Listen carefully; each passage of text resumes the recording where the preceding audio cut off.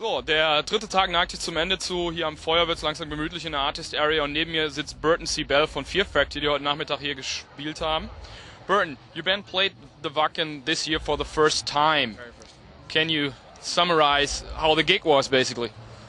It was our first show in 2 months, and I've played a lot of big festivals, but this is the biggest metal festival I've ever played for damn sure. I've never seen so many metal heads all together at once. And it's a lot of fun, actually. You know, everyone's having a great time, getting drunk out front. I've already went out for Whitesnake and watched Love Ain't No Stranger, man. Okay. You dig that stuff, that classic rock shit?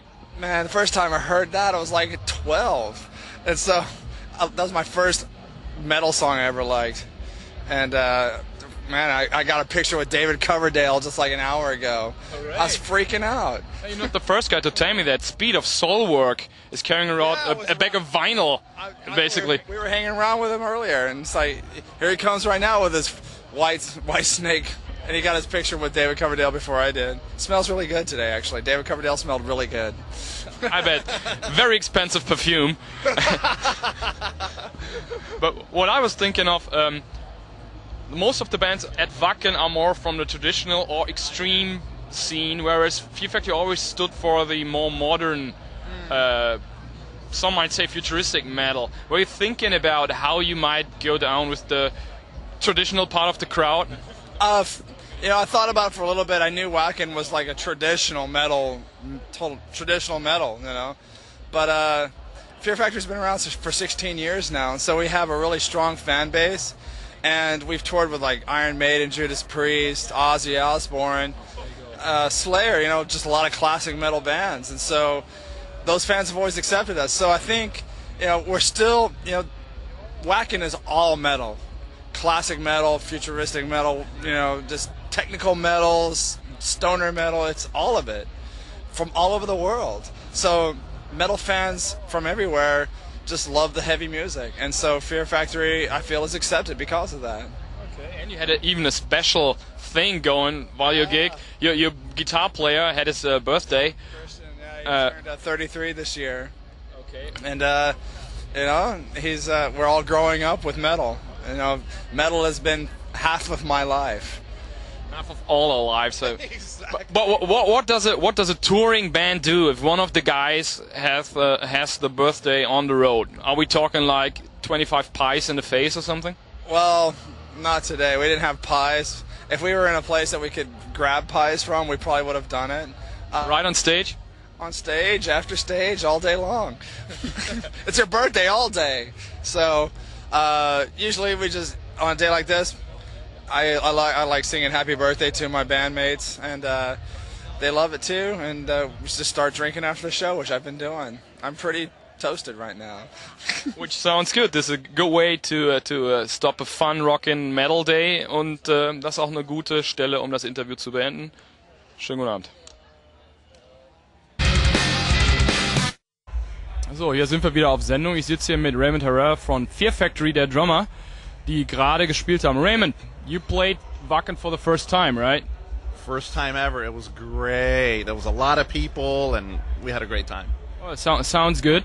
But I wondered beforehand, Wacken is known to feature a lot, not only, but a lot of traditional metal, and Fear Factory always has been more of the modern edge, modern different metal. So, did you think about that beforehand, or did you notice any differences today compared to other festival shows you did? Well, I think you're right. I mean, it's definitely much more metal.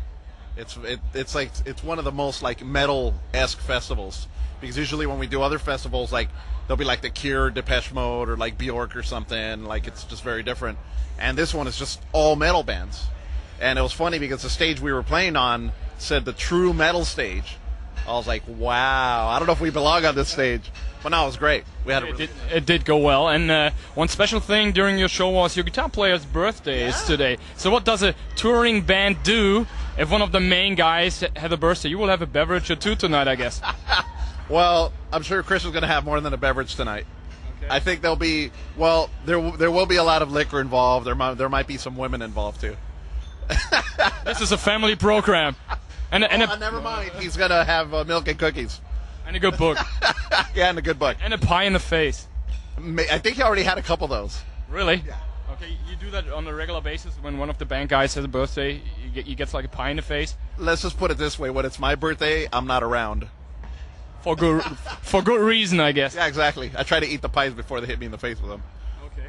And you just told me you were surprised that you were filmed during your show, and you were handed something right after. Yeah. So I was noticing as we were playing, as there was a guy filming me, there was a couple guys on side, a couple guys on the top. I was like, wow, okay, these guys are filming. This is cool. You know, I'd love to eventually get a copy of the DVD or a copy of the show. So no more than 20 minutes later, our tour manager shows up. He's like, here's the DVD of the show. I'm like, already? What? I'm like, what are these? Where's the editing machines? They got all the stuff already done. So yeah, I've got a DVD in the car, which is great. Which does not suck. And we talked briefly about your singer going to watch Soulfly. Soulfly are playing right now. Yes. You guys are friends, right? Oh yeah. We've been friends. Wow. I think the first time we met, Sepultura guys, was back in like '92. So we've been friends like ever since. Label mates, obviously, for a long time on Roadrunner.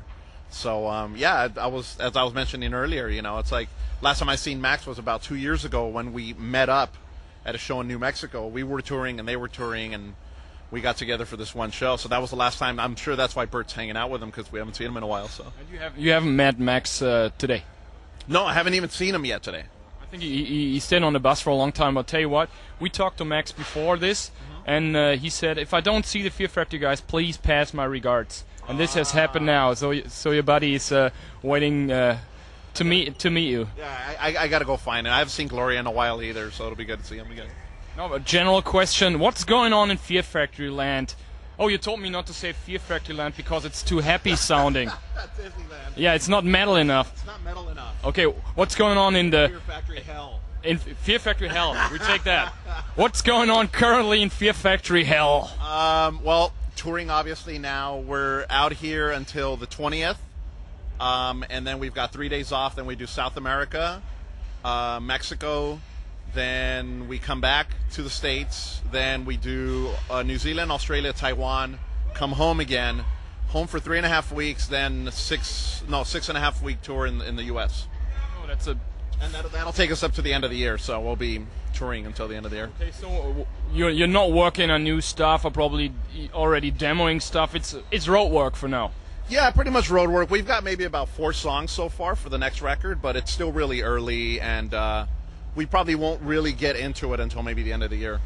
Okay, so people, if you're out there, Fear Factory are touring, I would say, Raymond, thank you for the chat, and enjoy the night and the beverages with your birthday guitar player. My birthday brother.